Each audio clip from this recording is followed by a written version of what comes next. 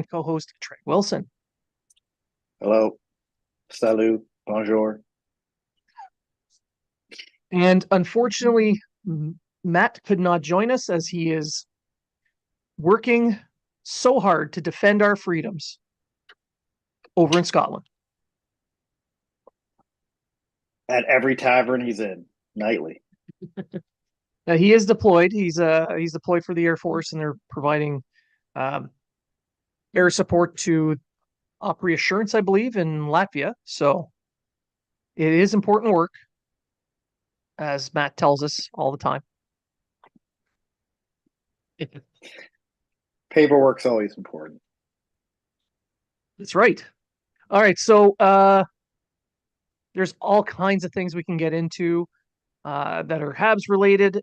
We've, unfortunately, Treg and I have not been able to tee up a show together for a little while because Treg, you had a little bit of work done.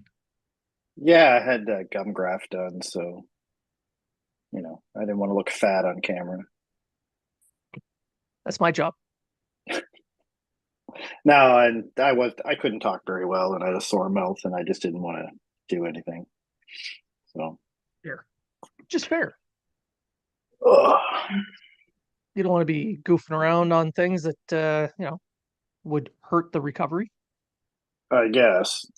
I mean, the recovery isn't long; it's only like 10 days, but Still, but still. So I did a couple of shows alone, and now you're back, and we're going to improve the show because there's two of us. yay!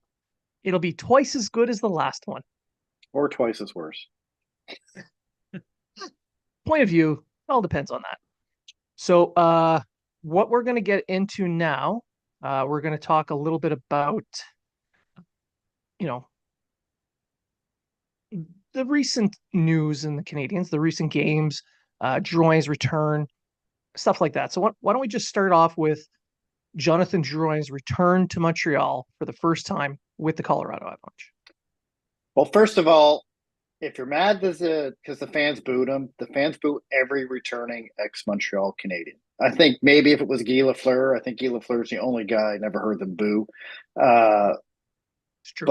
but that's just something they do, and it's not really a thing because they don't like them. It's a thing because that's just what they do. I look at it as a sign of respect because as soon as they did the tribute video for Drouin, he got a rousing ovation. And right then and there, that tells them the true feelings.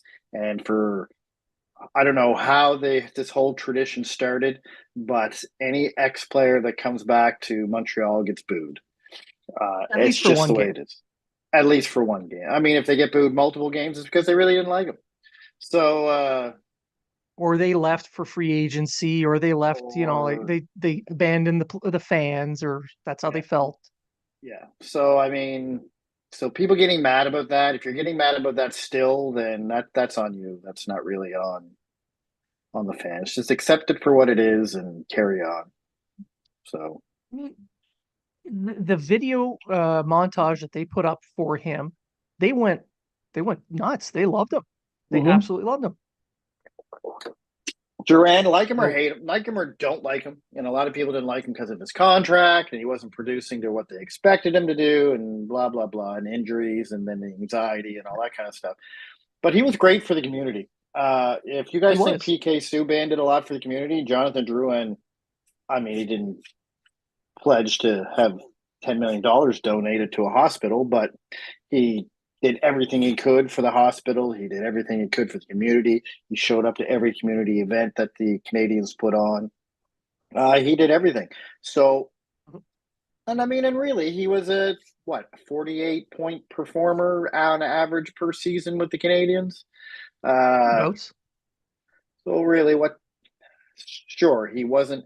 If you got to blame anything about Drouin, you got to blame Mark Bergevin because he's the one that brought him in, saying he was going to be the French superstar that was going to help the Canadiens get to the promised land. Right? He didn't do him any favors during the press conference either, calling him the next top center, the next great player. Like he and, did and no favors. he didn't, and he was hyped up that he was going to be this great player, and guess what? He ended up being exactly what he was when he came to Montreal, an average second line winger, really. That's averaged around 45 to 52 points when a season when healthy. And Yeah, I don't know, like I know people were going on, oh, he's not scoring goals, but he was getting assists, he was getting points, he was doing the things that he could do. No, he wasn't great defensively, but there was no problems in the dressing room. There was no. I like Drouin. You like Drouin. There's no secret that here at Habs Unfiltered we like Drouin. I did. I thought he got a bad rap. I thought he was brought in too hyped, and if he was brought in similar to how they brought in Newhook, saying, "Hey, we want this guy to get more minutes. We want to see what this guy can do with more minutes and in the top six setting." Yada yada yada. It might have been different. It might have been different, but it might have wasn't. been. And now he's in Colorado. He's playing with his buddy McKinnon. He's doing well.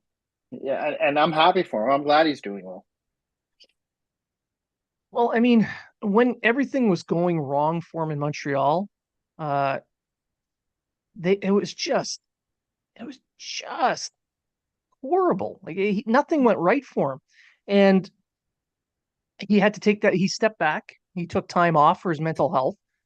Missed the entire playoff run in 2021 when they went to the Cup final, um, which is unfortunate. Maybe he would have been a difference in maybe winning another game or two in the final, He had and they good could have play. been closer to a cup. But He had good playoff numbers. I know that for yeah, for what he did with Tampa Bay. He had really good playoff numbers, which is a reason why Bergevin went out and got him in the first place. yes. And he was always a playoff performer in Halifax during his time Yeah, in the Q and the Memorial Cup, and now he's moved on to rejoin, like you said, his friend Nate McKinnon, who he played with here in Halifax, and Drouin's doing great. He's on pace for nearly 50 points. He's able to fill a gap in their lineup right now because they're suffering some injuries as well. mm-hmm. And he's up there. He's in the top six. He's on the top line at most of the time. Power play, like he got an assist on the power play goal, Ross Colton's power play goal against Montreal. Um, so he seems to be healthier. He seems to be happier. He's producing. He is playing well, and I think he's going to do well for Colorado. He might end up staying there for a few years at And he's this rate. relatively healthy. Exactly. And I don't think he deserves anybody being tough on him anymore. Like the booing when he had the puck, like you mentioned, that's more just fans, you know, letting him know how they feel because he's not on their team. And they only Anymore. boo the best players anyway. Yeah. Really. Yeah, it's true. If you're upset that Jonathan Drouin got booed in Montreal, you must have hated the game before when it was McDavid anytime he sneezed or dove. I see now that I didn't understand. I don't know why you're booing McDavid. McDavid. It's not like McDavid said, "I hate French people." Or, Well, I just mean, best player maybe on the I don't team. know. Yeah. So, although So I do anyway, want it to was nice add, to see. Yeah, I do want to say something. This has nothing to do with Montreal, but Steve Dangle said on the podcast that Matthew is not even in the same tier as McKinnon, and he goes, "You notice it when they're both on the ice together," and I just had to bring that up. So the biggest he's one not of the wrong. he's not, but one now, if you look at Leafs Twitter, they all hate Steve Dangle. God forbid he's not a ball licking homer. Well, you kind of, I'm just saying. Anyway, nothing to do with what we're talking about, but for some reason, it just popped into my head and I had to get it out because I think it's humorous. How dare Fair. he? How dare he not say the greatest player that ever stepped on the ice, Austin Matthews, is not in the same tier as Nathan McKinnon. This guy is better than McDavid. Totally. Greatest player to have ever lived. From Arizona. Sure. He's just walking away with the Maurice Richard trophy. No one's close to him except for that, Sam Reinhart's like right there One with him, goal and behind. five other One goal. people are right there with him. Yeah. Like he was oh, maybe he'll score 90 this year. Oh, no. The goal scorers drop off, they heat up, they cool down. It's what happens. It's Do those goal scorers play defense? Nate McKinnon does. I mean, I will say this: Matthews isn't terrible on defense, so No, he's not. I can't really go. He's not. He's not. He's not a bad defender, but he's not as good I as mean, McKinnon. no, he's terrible. But to bring this back, Maurice Rocket Richard Trophy's coming home. Cole Caulfield's on a heater. 2 games in a row, he scored a goal, and what a beauty he scored on Gregorov. Just beautiful. Oh yeah, that Just beautiful. spin and then just far post top shelf. Oh, Yeah. chef's kiss. So I figure he'll have 79 goals by the end of the season because he's on that big heater and win the Rocket Richard. You heard it here first, folks. There you go. Actually, He is 60. I'll keep it modest. 69 goals. It'd be a nice total. Mm. Everyone will be satisfied. Exactly. It's good for him, good for us, That's all right. at the same time.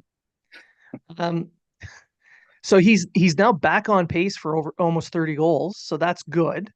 Uh, Especially considering all the pressure that was put on him to perform this season. And he's only shooting at around 7 to 8% when his regular career percentage is around 15. So yeah, he's had a harder time finishing. Maybe it's the shoulder. Maybe it's I don't know. Maybe it's Maybelline. I don't know. But he's starting to 8.3%. play That's back. just a shooting percentage. Okay. Yeah. I just looked it up. So you weren't far. Sure. So in the last 2 games, like you mentioned, he scored a goal against Colorado and Edmonton, and he's looked excellent against two very, very good teams. And so did the rest of the Canadians. Like the last 2 games, after that game against San Jose, the sky was falling. Everybody had to be fired. And then Edmonton and Colorado come out, and the Canadians play as if they're, back in their old win the Atlantic Division days. Well, see, this is kind of what bothers me with Montreal's play as of late is that they tend to play to the team, and they've done this for years. Even before Marty St. Louis, they tend to play to the team that they're playing against. And I don't know why. And it's been over years. I'm talking, I mean, this is why they haven't beat San Jose. I think they beat them once, and that was this year in San Jose in the past 15 years or something stupid. Yeah. It's because they always play up or down to the team they're against. And I never understood that. They're doing it again this year. I find the tougher teams, I think it's only once or twice they played a really good team and got blown out. But then you lose like 6-1 to Buffalo, 3-2 to San Jose, a team you should at least have won at least won 3-2. They're just, and I don't know what that is. I don't know why. I think I know Marty probably had a talk with him that, hey, we just lost to a team that barely scores 2 goals a game. And we didn't just lose. We didn't even look good in the game. No, and it's a team that got blown out of every game they played in the 12 games prior. Yeah. And we just looked like we didn't even show up to the game. It was like your son's game. Your son's team was playing the San Jose Sharks. Probably would have got the same my result. son's team probably would have scored 3 goals. Well, and it kind of highlights the whole issue with the team right now, and that's consistency. From game to game, you don't know what team's showing up. It's Jekyll and Hyde. One game, they're world beaters. The next game, they can't beat a peewee team. Like it's you don't know who's going to show up or like which team is there.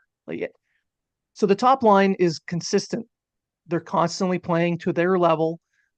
Sometimes they get points, sometimes they don't get as many, but you can count on what they're providing. Gallagher, he's going to give you 100%, even if that 100% is not enough. Jake Allen, he'll try his best, but sometimes that's not enough. and the rest of the team is going to have to start following with that level of that consistent effort level. Once they do that as a group, this team is going to be a playoff team. And that just goes to say of how young the team is. So it's now, I think, the fourth youngest team in the league. It was the third, but now it's the fourth youngest team in the league. You got a lot of first and second year players on the team. Harvey Pinard, Dooley, Struble, the entire D core except for Matheson and Savard. Primo's playing in his, I'm going to say, his basically first full season, really, even though it's not. But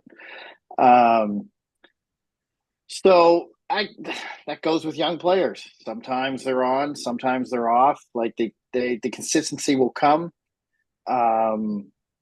What bothers me is the consistency from the veterans that you're not seeing. Like, for instance, Armia against Colorado was excellent. Actually, Armia's been playing good hockey for the past few games. So I'm not going to shit on Armia, but Armia is one of those guys. Sometimes he's sometimes he's Wayne Gretzky. Sometimes he's Wayne Gretzky's brother, Keith. So, like, you know what I mean? Like it's like I watch him and I think, man, I can see why he was drafted in the first round. And then I watch him another game. I'm thinking, how did this guy ever get drafted in the first round? And same can be said about Matheson. Like, I know Matheson's getting the points and stuff like that, but Matheson is basically Petrie 2.0. You never know what you're going to get. Yeah. You never know what you're going to get. And either end of the ice. He's even starting to shoot pucks into shin pads like Jeff Petrie did. He's, like when at the first of the season and last season, he was timing his shot right and getting shot to the net. Now he's just, I got the puck. Slafkovsky's open, but I don't pass to him. Caulfield's allergic. Caulfield's covered by two guys. I'll try that one. Oh, wait. Caulfield's covered, Slafkovsky's open. I'm just going to blast it. And I don't know. I swear to God, he's allergic to passing to Slafkovsky. Although he did do it once in the Colorado game, so he did pass it to him once. The sad part is we notice it's so few that you notice that one time. Like what's up with that? Like I don't understand that. I will say this: Slafkovsky has to get the timing of a shot down, which he doesn't have yet. But still, the guy's wide open. Pass it to him. If anything, you're going to keep control of the puck in the zone. Well, I remember a pass that Matheson gave him on a power play against Philadelphia. Slafkovsky got a great shot off, and it took an amazing save to keep it from going in.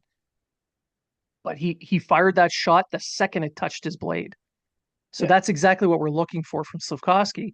And it's amazing how great of a scoring chance that was by a simple pass from Matheson. Try it more. But I did like the power play against Colorado. They moved around more. They used more weapons than just Caulfield and Matheson.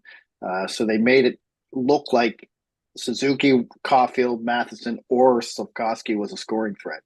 And that made the defense of Colorado move around more on the power play, which opened up some holes, for instance, Cole Caulfield to score a goal and Slafkovsky to score a goal. So that's how you work your power play. Good job, Martin St. Louis, who is the man who runs the power play on that.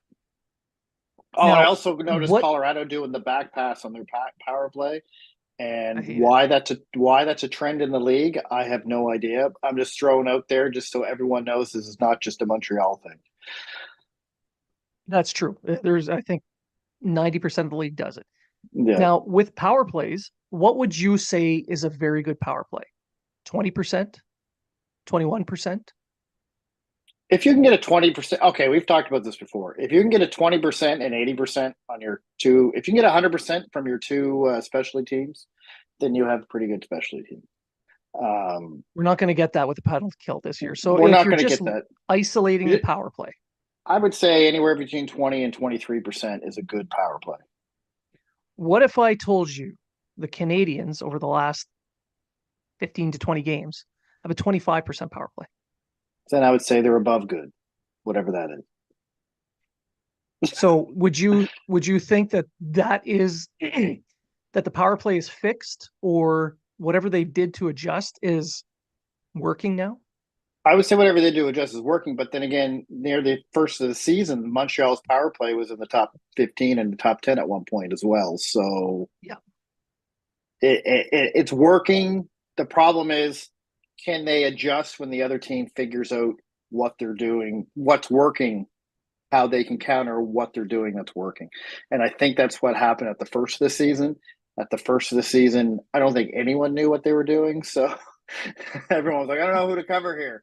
And then when people started figuring out, oh, okay, it's just Matheson to Caulfield, Suzuki to Caulfield, everyone to Caulfield, the power play went to shit. And then now they're moving to Slafkovsky's getting more involved. Suzuki's more involved. Caulfield's more. And we talked about it before. If you want Caulfield to score, you need someone else to make the team think that other person's going to score too. That way, exactly. the person's going to move off. That's why Ovechkin was always allowed to stand at that dot. They knew Ovechkin was a weapon, but so was Backstrom, so was Tom Wilson, so was Carlson. So they really had to, and really Ovechkin just stood there and went, "Oh well, if I don't get the puck, I don't get it. If I do, it's going to be a goal." Yeah, he would Whether just Coffee, stand still while yeah, everybody's chasing the puck or trying to cut off the pass. yeah, And and it would work one time in four, but it would work that one time in it four. it one time in four, and why someone just didn't stand someone still right on Ovechkin, I have no idea. But anyway, the point I'm making is, I think what they're doing is working. And now Yep. let's see if they can adjust when other teams figure out what they're doing is working and adjust to it. Yes. Yeah, that would be that's the next step. And I would say that again with power play, special teams really, consistency again is the issue. They're the the approach that the players take when they're playing more aggressively, especially in the penalty kill, they play excellent hockey. Then they get a little bit passive and then they give up a ton of goals.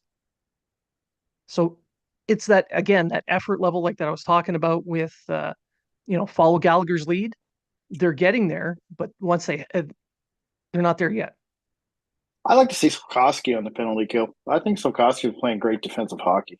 RHP, I think is a good defensive player. I think he's good on the penalty kill. He can hit the balls and still get the puck out of the zone right into the crowd, um, like he did in Colorado. But let's look at it this way: they killed off that 2-man power play, but the penalty kill didn't really look that good.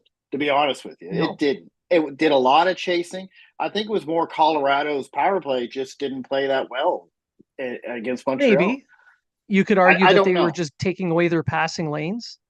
They were, You but could, there was a lot of but that was the chasing on turning those point. penalty kills. Oh And it yeah, was. but that was the And it turning was. point. Like people And will look at the score sheet and say, "Oh wow, they killed all these penalties, right?" And you're like, yeah, "Well, yeah, they did, but they didn't look really that great doing it. They got lucky no, bounces. they were They yeah, they chased right, it. so they chased it. Yeah, but it worked. It was uphill both ways for them. Which brings me to Slafkovsky. You mentioned Slafkovsky on the penalty kill, but from what I've been told in mainstream media, he deserves to be demoted and maybe even sent to Laval. Oh yes, yes, because he gets takes too many hits. And wait a minute, were they watching highlights from 2022 or I think so. this season? Because I'm going to call them out, Jamal Mayers and Gaddick or whatever you say his name. Terrible, terrible, terrible fucking research on that Canadiens game, because everything they said about Slafkovsky were the issues that he had last season. Every single one of them. And to sit there and say probably the hottest guy on the Canadiens right now in terms of play and scoring, he has 8 points in his last 12 games. Yep. And a big reason why that top line has been so consistent, and a big reason why Suzuki's getting more points and Caulfield's scoring more, because this guy's winning the board battles and this guy's opening ice, which is what a big power forward is supposed to do. Yep. Yeah, that was just terrible. Listen, Sportsnet's going so far down the drain, it's not even funny. Like nobody even wants to watch it anymore. So But their coverage of the Maple Leafs is second to none. Sure. They even They went over. forget that They there's even 6 other fucking teams in the country. in the second period intermission, they even had a Maple Leafs little segment where they talked about the Maple Leafs. They weren't even playing. Yep. Anyway, whatever. I mean, hey, Rogers owns part of the Leafs, so No surprise there. yeah. So Sportsnet, yeah. But again, like, just do your research, guys. Like, just Maybe, I don't know, maybe read some stuff from the hockey writers. listen to our podcast. Exactly. Hire us. We can be Sportsnet's Montreal Canadiens coverage. There you go. I can do that. I work cheap. And I'll sit there and say Slafkovsky is the greatest hockey player that ever touched the ice. That's what they Yeah. do with the Leafs. Can you Yeah. believe Oh, how yeah. good Matthew? Can you believe how good Matthews Knies is? He has the same amount of points as Slafkovsky. He's playing with Marner and Matthews. He should have a hell of a lot more points than Slafkovsky. I'm just saying. I'm still waiting for Robertson to become better than Caulfield. He's a healthy scratch tonight. Go figure. And just saying, ask the king. The king doesn't pay us very much. We work cheap. Yeah.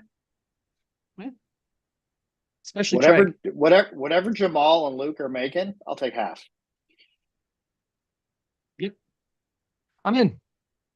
So so that pretty much does it for this episode. We're gonna have some more episodes here for the week. We're gonna try and now that we're all back up to snuff and available, we'll try and put out some more shows here. Do you have any final thoughts? I do have a final thought.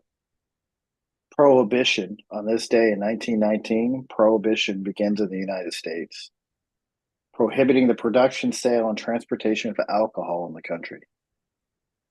It's over now. They don't do prohibition anymore. But in 1919, on this day in history, it started. Also, I did a trivia question, or not really a trivia. It's a name that Canadian had on the on Twitter, and I'm going to give out the answer if you don't mind, Blaine, because a Have lot of at people her. got it. It wasn't as hard as I thought it was going to be, but anyway. So the question was: this player was drafted 82nd overall in 1981. He scored 71 points as a rookie in 1986, and he only played 3 seasons with the Habs. Actually, only played 3 seasons in the NHL. Period, because injuries derailed his career. Blaine, do you know who he is? No. It's Jal Dolan. So Jal Dolan scored 71 points and 32 goals. I think it was 32. I could be wrong. Matching the rookie record set by Matt Snaslin. So, folks, that is the answer to the question. Lots of people got it correct. Good on them. I'm sure they looked it up, but it doesn't really What'd matter. they win? So good. Just the fact that they got the answer right. I can't afford prizes. The king doesn't pay enough. I can't afford prizes there. So, yeah, the king doesn't pay enough. And t-shirts from Baby Gap costs a lot of money. This is actually from Under Armour, and it used to not be so tight. So there you go.